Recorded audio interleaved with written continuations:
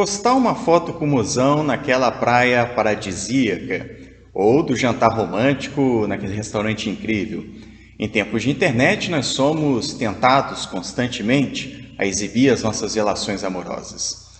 Eu sou Gabriel Lopes Garcia, estou diretor de comunicação do IJF. Farei algumas considerações sobre esse comportamento em diálogo com a filosofia espírita.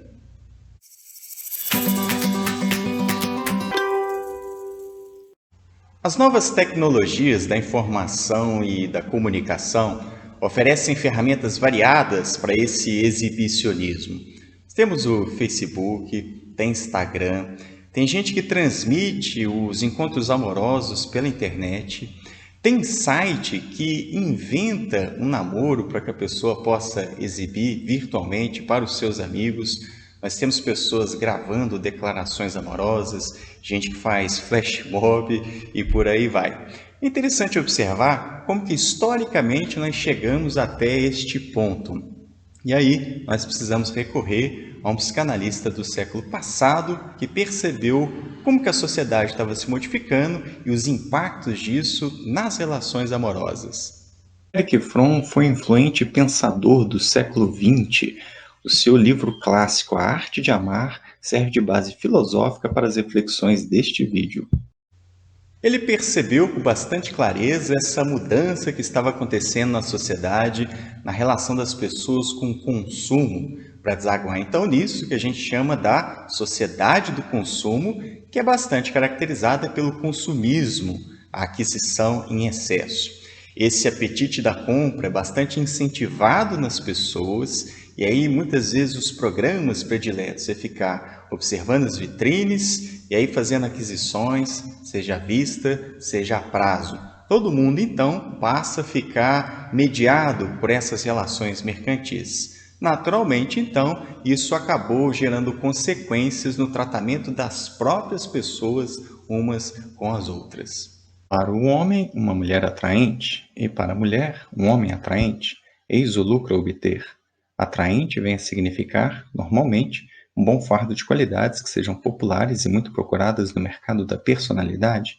O que torna especificamente uma pessoa atraente depende da moda da época, tanto física como mentalmente. Ele enxergou como que essa mentalidade consumista acabou também influenciando e modificando as nossas relações amorosas, que agora passam a ser regidas por esses mesmos padrões de troca, essa orientação mercantil.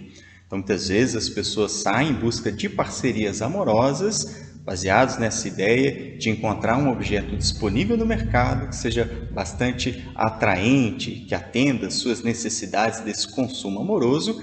Também, claro, as pessoas precisam estar com um conjunto de atributos que seja desejável nesse mercadão tão disputado. E em tempos de internet, com a facilidade da exposição daquilo que a gente vive e dos parceiros que nós formamos, nós vamos então perceber que há essa necessidade da validação externa, de que o olhar do outro passa a ser muito importante para dar um significado para aquilo que eu estou vivendo. E aí vamos recorrer a um outro pensador do século passado que nos ajuda também a entender esse comportamento. Paulo May foi um psicanalista norte-americano do século passado. Em seu excelente livro O Homem à Procura de Si Mesmo, ele estuda a perda do senso do self e afirma: muita gente julga o valor de suas ações, não baseada na sua essência e sim na maneira como é recebida. É como se adiasse o próprio juízo até consultar o público. Ele percebe que há um deslocamento da validação da relação amorosa das grandes instituições, como Estado e religião, e agora está concentrado nisso que é chamado de opinião pública, é o olhar dos outros e a consideração que eles fazem a respeito da minha relação que a torna válida na sociedade. É interessante que se você fizer uma pesquisa no YouTube, por exemplo, você vai encontrar vídeos feitos tanto por homens quanto por mulheres, ensinando você a convencer os parceiros a assumirem a relação amorosa no ambiente virtual. Esses vídeos têm muitas pessoas assistindo, que mostra que é um assunto que interessa bastante as pessoas. Se nós observarmos as pesquisas feitas nessa área, nós extraímos informações importantes. Uma dessas pesquisas tenta entender, então, os principais motivos das pessoas exibirem sua relação amorosa na internet. O primeiro desse motivo é de que o parceiro faz parte do autoconceito. A pessoa abraçou aquela outra criatura no seu modo de entender a si própria. Então, quando ela exibe a relação, na verdade, ela está exibindo a si mesma. Segundo motivo, que parece ser bastante óbvio, é a tentativa de proteger o relacionamento das ameaças de que outras pessoas possam entender que o meu parceiro está dentro de uma relação que é séria, conforme diz até o status do Facebook, e que, portanto, eu estou ali demarcando um território. E, finalmente, essa exibição pode servir para impulsionar a autoestima da criatura. Lembrando que a autoestima é a parte do autoconceito onde a pessoa se avalia, se ela considera que é merecedora, indigna, se ela é uma boa pessoa, má, e por aí vai. É interessante observar que, em O Evangelho segundo o Espiritismo, o Espírito Adolfo, numa de suas comunicações, vai fazendo algumas considerações a respeito daquilo que gera sofrimento em nós. E no processo educativo que nós fazemos com as pessoas, e faz uma pergunta que eu considero fundamental para nós pensarmos nesse tema à luz da doutrina espírita. Por que tendes em tão grande estimo que brilhe e encanta os vossos olhos, em lugar do que vos toca o coração? É uma pergunta tão impactante, ela é curta, mas é profunda e é capaz de nos fecundar reflexões muito importantes, porque nós estamos encarnados atendendo a um propósito evolutivo.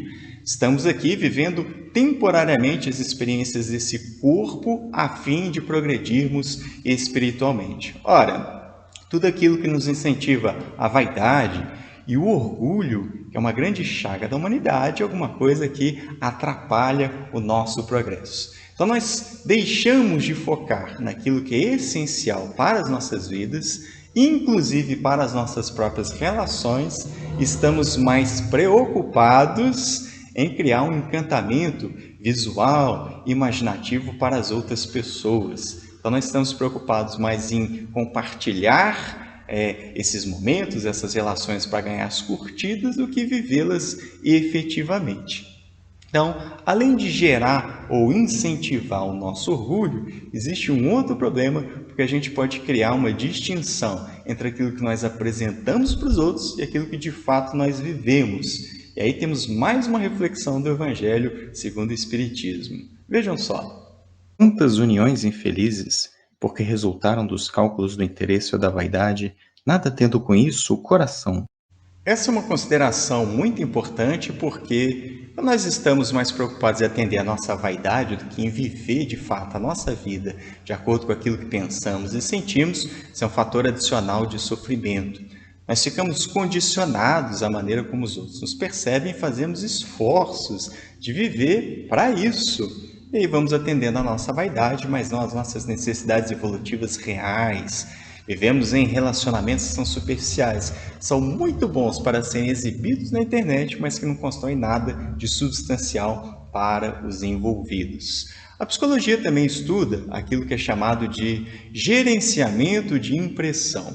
Significa como eu quero que os outros pensem a meu respeito. Isso implica em dizer que nós somos espíritos ainda muito imaturos, muito focados em ter uma boa exibição para os outros, inclusive dos nossos relacionamentos, ao invés de atender às nossas necessidades evolutivas, independentemente da maneira como as pessoas considerem a nossa vida e o nosso modo de viver.